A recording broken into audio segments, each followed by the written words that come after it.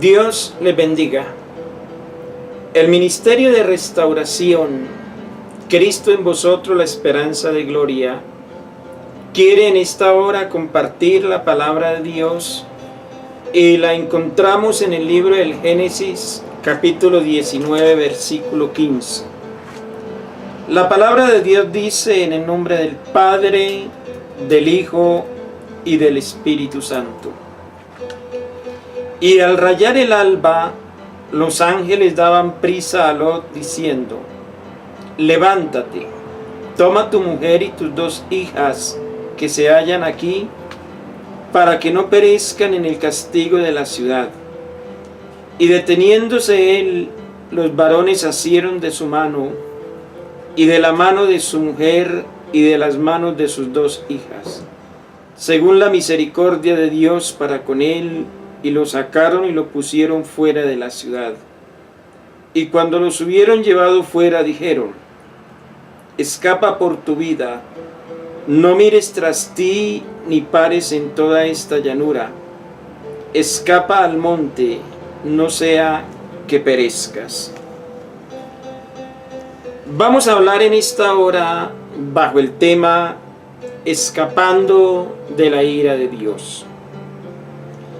La palabra de Dios nos habla y nos enseña acerca de Dios como un Dios de amor, como un Dios de misericordia, como un Dios de verdad. Pero si bien Dios es un Dios de amor y es un Dios de misericordia, también es un Dios de justicia. Y la justicia de Dios, que es también uno de los atributos de Dios, exige y demanda el castigo del pecado. La ira de Dios como tal hace parte de la naturaleza de Dios. Solo que Dios primero le manifiesta al hombre su aspecto en amor, en misericordia, en bondad y en perdón. Pero cuando ese amor de Dios no es correspondido, entra entonces la justicia a reclamar el espacio en el atributo de Dios, y la justicia da paso a la ira de Dios. Y es cuando Dios entonces determina ejecutar su juicio a causa del pecado del hombre. La Biblia nos enseña en el libro del Génesis capítulo 19 que el pecado de las ciudades de Sodoma y de Gomorra ya había llegado a la presencia de Dios, y Dios entonces ya había determinado derramar su juicio sobre la ciudad de Sodoma y de Gomorra. Sin embargo, Dios siempre hará acepción en sus juicios. ¿A qué me refiero con esto? A que Dios no va a castigar al justo con el impío. Eso lo dejó Dios muy claro en el libro del profeta Malaquías, donde dice que Él hará la diferencia entre el justo y el injusto, entre el que le sirve a Dios y el que no le sirve. Ahora bien, en la ciudad de Sodoma y de Gomorra había un hombre llamado Lot. Lot era un sobrino de Abraham. Abraham es el padre de la fe. Es el hombre que la Biblia le da el calificativo de amigo de Dios. Y Abraham constantemente clamaba a Dios misericordia por sus seres queridos. Pero Dios determina entonces ejecutar juicio sobre la ciudad de Sodoma y de Gomorra.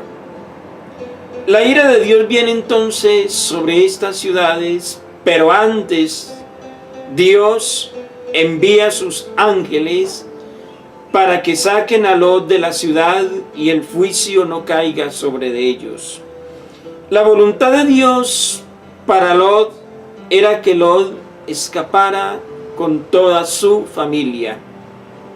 La voluntad de Dios era que nadie pereciera en el juicio de su ira, pero desafortunadamente Lot no había podido realizar un trabajo de evangelización, de haber extendido más la obra de Dios. Y la verdad es que las únicas personas que hallaron misericordia o gracia delante de Dios fue Lot, fue su esposa y sus hijas, ya que los nueros o los yernos de Lot no se habían convertido. Aquí en la palabra de Dios, en el libro del Génesis, en el capítulo 19, verso 17, encontramos 4 palabras que deben llamarnos la atención. La primera expresión es: escapa por tu vida. Aquí hay un mensaje individual. Si bien eran 4 las personas que salían de Sodoma, el mensaje debe de haberse dado en un mensaje plural, no un mensaje singular. Por eso dice: escapa por tu vida. La palabra de Dios es enfática, es clara, cuando nos expresa la individualidad de nuestra salvación. Escapa por tu vida. Eran 4. El mensaje debió haberse dicho: escapen por sus vidas. Pero si analizamos bien el texto, es individual: escapa por tu vida.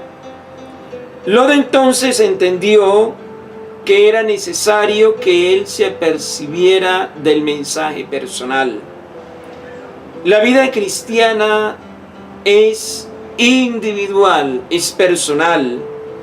En Mateo capítulo 10, verso 37 al 39, Jesús dice: si alguno quiere venir en pos de mí, niéguese a sí mismo, tome su cruz y sígame. Si retomamos nuevamente esta porción bíblica, Jesús estaba hablándole a un auditorio, estaba hablándole a una gran multitud donde habían muchas personas, pero Él no les dice: si algunos quieren venir en pos de mí, niéguense a sí mismos. No, aquí vuelve a haber un mensaje individual. Si alguno quiere venir en pos de mí, dice Jesús, niéguese a sí mismo, tome su cruz y sígame. Para escapar de la ira de Dios, lo primero que tenemos que hacer entonces es negarnos a nosotros mismos. Tomar la cruz de Cristo significa aceptar la soberanía y la voluntad de Dios sobre nuestras vidas. Él no está obligando a nadie a que tiene que hacerlo. Él hace un llamado generoso, pero claro: si alguno quiere venir. Ahora, la Biblia dice que muchos son los llamados, pero pocos los que realmente aceptan el llamamiento de Dios. Entonces, la Biblia nos enseña claramente que para escapar de la ira de Dios, primero debemos negarnos a nosotros mismos, tomar nuestra cruz, seguirlo, significado de negación de nuestra voluntad y aceptar la voluntad de Dios. Pero en la carta a los Hebreos, capítulo 12, la Biblia nos dice: puesto los ojos en Jesús, el autor y consumador de nuestra salvación. El que murió en la cruz del Calvario fue Jesucristo, el Hijo de Dios.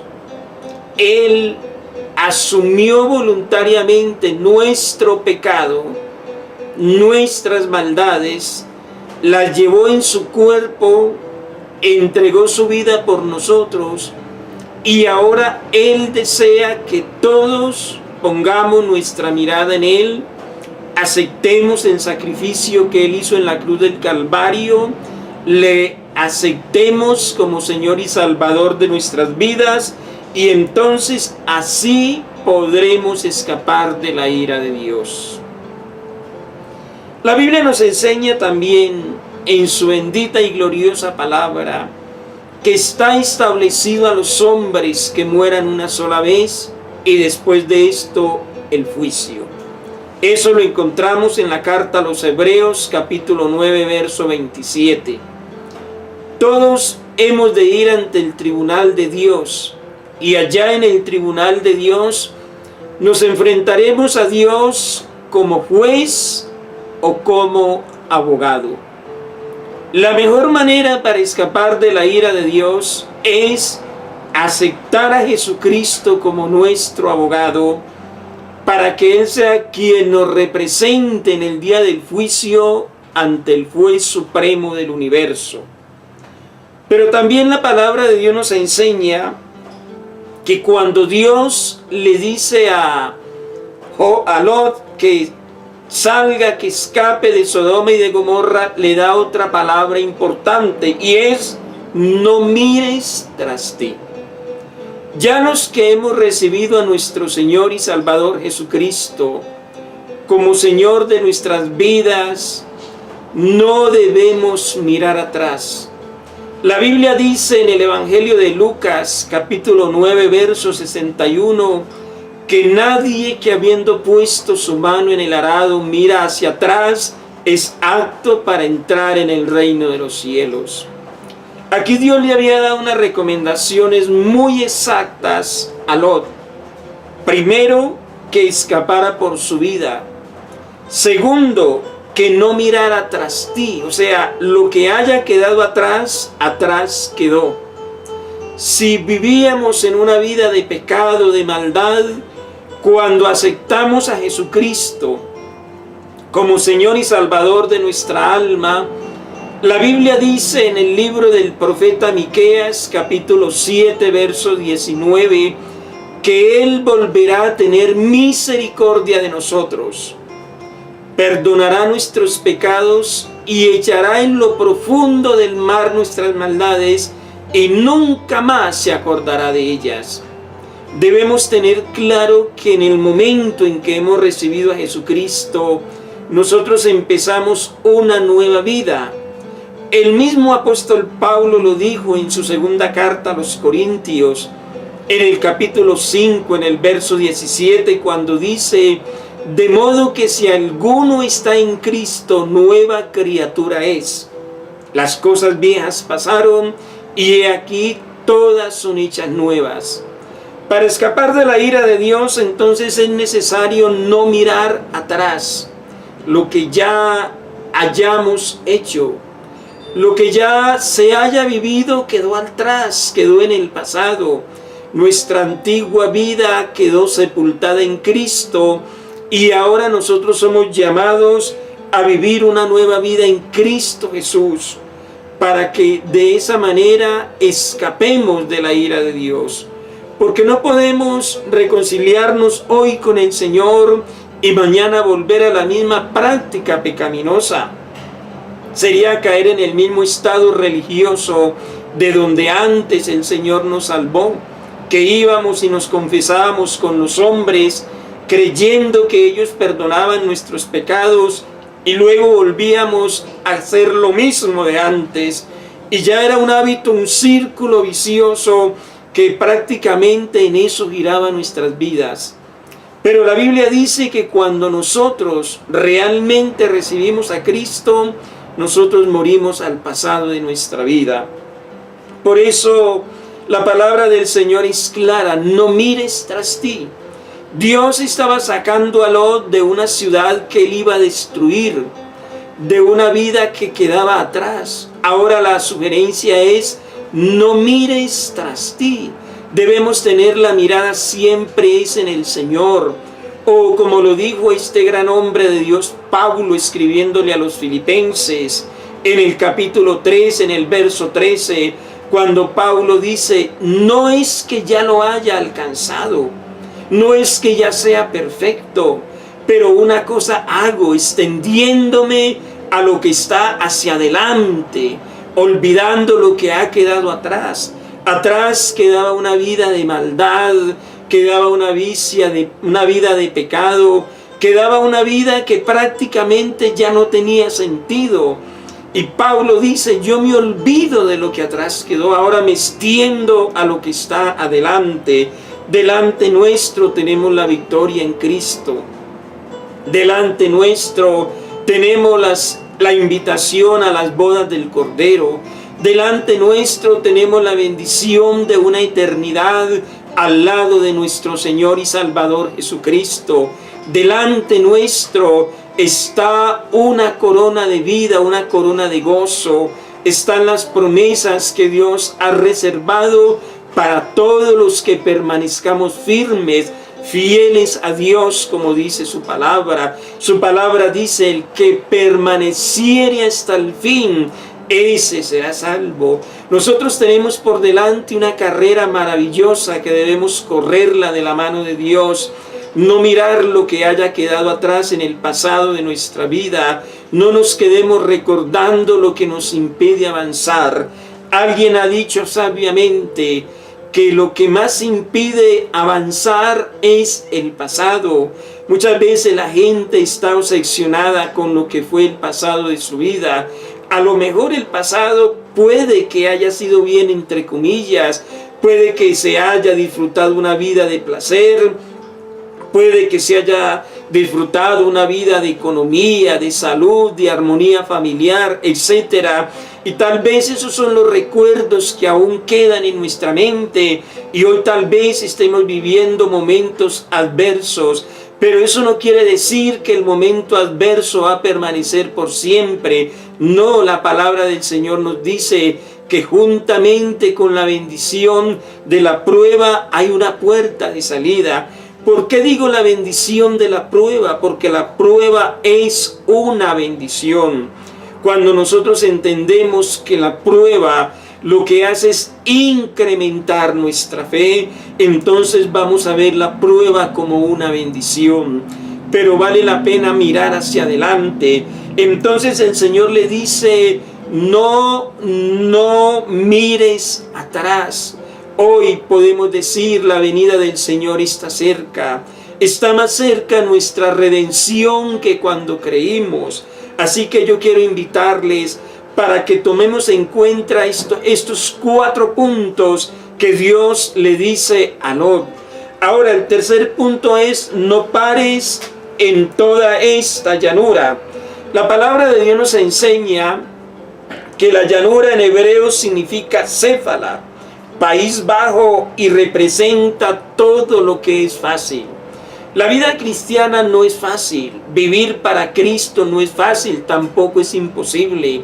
La vida cristiana es para valientes y la valentía está cuando verdaderamente se ama. El amor nos hace fuertes para resistir, para luchar por la causa de nuestro Señor y Salvador Jesucristo. Dios le dice a Lot, no pare en la llanura. En otras palabras, avance, continúe hacia adelante. Lo fácil no tiene ningún buen resultado. Lo que es fácil, fácilmente se destruye. Por eso la Biblia nos habla de 2 hombres que fueron a construir su casa. Dice la Biblia que uno construyó en la roca, otro le fue más fácil construir en la arena. Pero ¿qué hizo la diferencia? La diferencia la hace la adversidad. En la adversidad entonces es donde realmente surge el resultado de la construcción.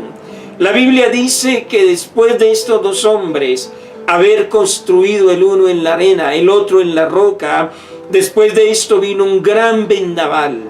Y la palabra de Dios dice que la diferencia estuvo porque el que construyó en la roca permaneció firme, pero el que había construido en la arena, en lo fácil, la tempestad de la lluvia, el viento, se le llevó su casa y volvió a quedar en la ruina. Hoy en día sucede lo mismo. La gente quiere construir en lo fácil. La religión es fácil porque ser religioso es lo más sencillo del mundo. Pero la religión como tal no tiene ningún sentido. La vida cristiana es diferente. El cristianismo demanda negación de nosotros mismos. Construir nuestra fe en el Señor Jesucristo demanda de una gran convicción. Pero la convicción se obtiene en la presencia de Dios. Cuando nosotros nos dedicamos a vivir para Dios, allá construimos nuestra roca, en esa roca construimos nuestra vida espiritual. Pero ahí cuando nosotros hemos construido en esa roca, vienen las tempestades, vienen las tentaciones, vienen las pruebas, vienen las persecuciones, vienen las envidias, vienen las murmuraciones, viene toda adversidad, pero ni lo uno ni lo otro podrá dañarnos. Porque como dijo el apóstol Pablo escribiéndole a los romanos en el capítulo 8, ¿quién nos separará del amor de Cristo? Y Pablo dice, ni tribulación, ni angustia, ni espada, ni persecución, ni hambre, ni desnudez, ni lo habido, ni por haber, ni lo alto, ni lo profundo, ni la vida, ni la muerte, nos podrán separar del amor de Cristo. Porque es que cuando nosotros hemos edificado en la roca, nada ni nadie nos moverá. Podemos tener esa seguridad. Entonces cuando el Señor le dice, no pares en esta llanura.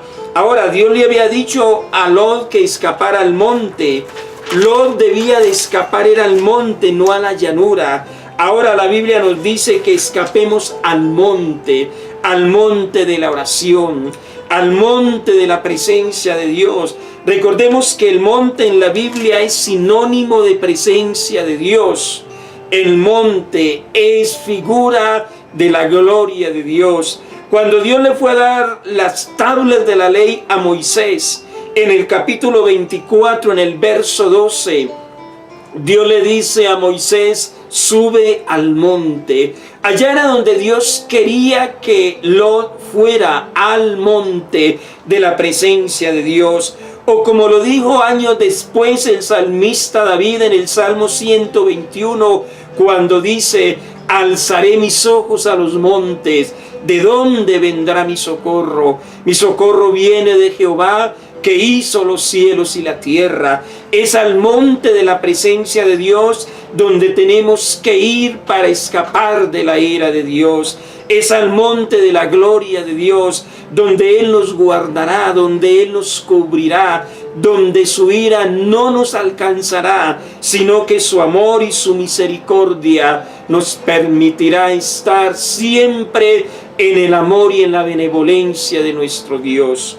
Ahora bien, es triste entender lo que pasa con la vida de Lot. A Lot lo caracterizaba lo fácil, a Lot lo caracterizaba lo que era fácil.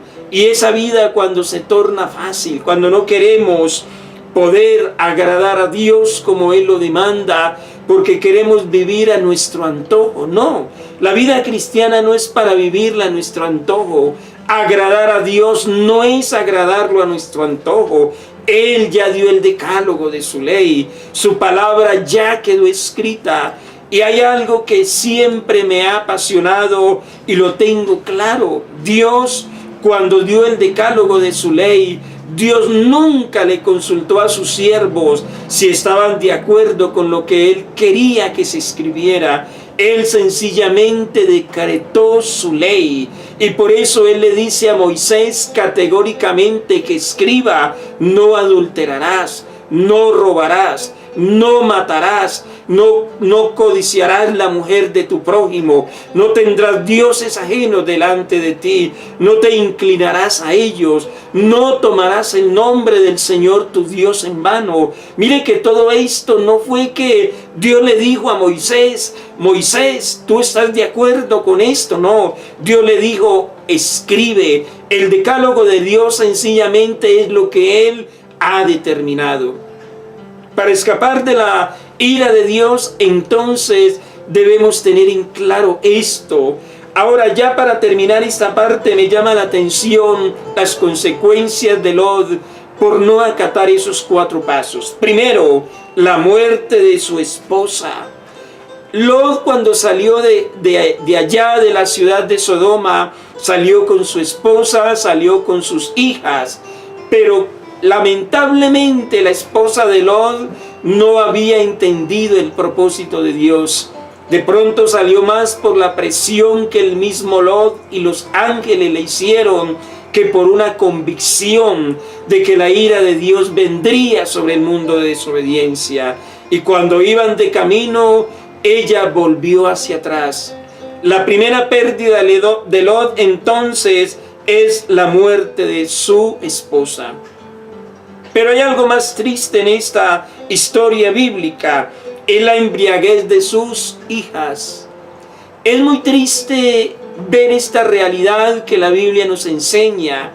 Un hombre que fue embriagado por sus hijas, un hombre que sus propias hijas se allegaron a él y de él tuvieron descendencia, porque eran unas mujeres tibias, mundanas, sin temor de Dios.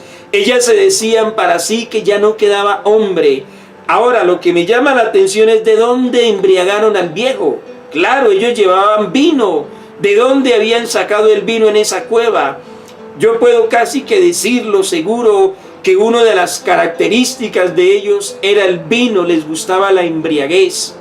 Y en esas circunstancias entonces ellas embriagan a su padre, y de su padre conservan la descendencia de su propio padre, que este hombre fue padre y abuelo de esos hombres. Ahora, estos dos hombres traen como consecuencia que son los formadores de dos naciones que se constituyeron en enemigos acérrimos del pueblo de Israel. Por último, podemos ver entonces que las consecuencias de este pecado, de esta desobediencia, de no haber acatado la ira de Dios sobre estas ciudades, alcanzó a un hombre que la Biblia le da el calificativo de justo. Nosotros hoy también nos aproximamos a la ira de Dios. Alguien dirá que no, que es que Dios es un Dios de amor. Déjeme decirle que también la Biblia enseña de que Dios es fuego consumidor. Y en este momento, por la gracia de Dios, quien predomina en los atributos de Dios es el amor.